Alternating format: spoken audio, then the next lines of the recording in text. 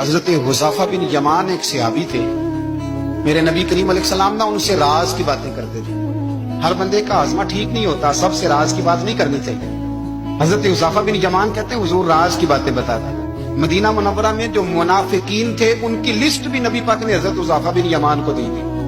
جب کوئی مشکوک آدمی مر جاتا نا تو صحابہ کہتے ہیں ہم دیکھتے اگر حضرت حذیفہ نے جنازہ پڑھا ہے تو ہم بھی جنازہ پڑھ لیتے۔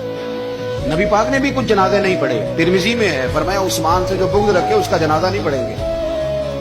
حضرت حذیفہ بن یمان اگر جنازہ پڑھتے تو لوگ پڑھتے، وہ نہ پڑھتے تو لوگ جنازہ نہ پڑھتے۔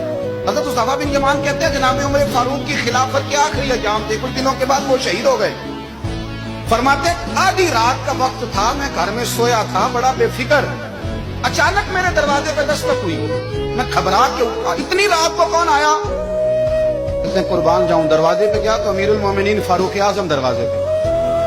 میں نے کہا عمر کوئی حکم تھا تو مجھے بلا لیتے۔ کہنے لگے میں نا امیر بن کے نہیں آیا، تیرا ویر بن کے آیا ہوں۔ امیر المومنین کی حیثیت سے سرکاری کام سے بلاتا تو وہاں بلاتا، مجھے ایک ذاتی کام پڑ گیا۔ کہتے میں نے عمر کو گھر کی اندر بلا کے چارپائی پہ بٹھایا، میں نے کہا حضور میں غریب آدمی، میں کیا آپ کے کام آ سکتا ہوں؟ تو کہتے ہیں انہوں نے نا مجھے ساتھ بٹھا لیا، پھر میرا ہاتھ پکڑ لیا، کہنے لگے تو عمر کو جانتا ہے؟ عمر جھوٹ نہیں بولتا، تو جانتا ہے عمر وعدوں کا پکا ہے؟ کہا حضور جانتا ہوں، اس وقت آیا ہوں جب دیکھ بھی کوئی نہیں رہا۔ حضرت حذیفہ بن یمان کہتے ہیں پریشان ہو گیا، حضور پہلیاں نہ بجھوائے، مہربانی کر بتائیں کدھر آئے ہیں؟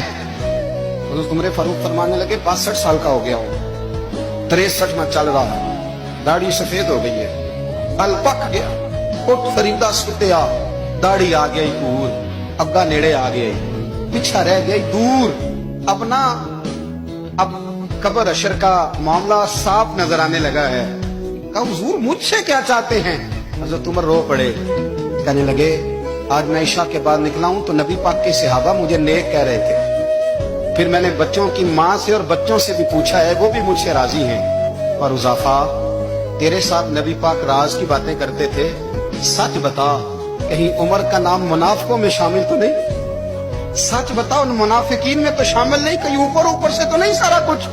حضرت حذیفہ بن یمان کہتے ہیں میں باپ کے مرنے پہ اتنا نہیں رویا جتنا عمر کے سوال پہ رویا۔ میں قدموں میں بیٹھ گیا، میں نے کہا نہیں عمر یہ تو میں نے نہیں سنا، لیکن یہ میں نے نبی پاک سے ضرور سنا ہے کہ میرے بعد اگر کوئی نبی ہوتا تو عمر ابن خطاب ہوتا۔ یہ میں نے اپنے کانوں سے سنا ہے کہ عمر جس گلی سے گزرے شیطان راستہ بدل جاتا ہے۔ یہ میں نے اپنے کانوں سے سنا ہے کہ 950 سال حضرت جبریل جناب عمر کی شان بیان کریں تو پھر بھی بیان نہیں ہو سکتی۔ یہ میں نے ضرور سنا۔ دوستو ساری زندگی حضرت عمر نے اگر دوسروں کا محاسبہ کیا تو اپنا اور اپنے بچوں کا بھی کڑا خیال رکھا۔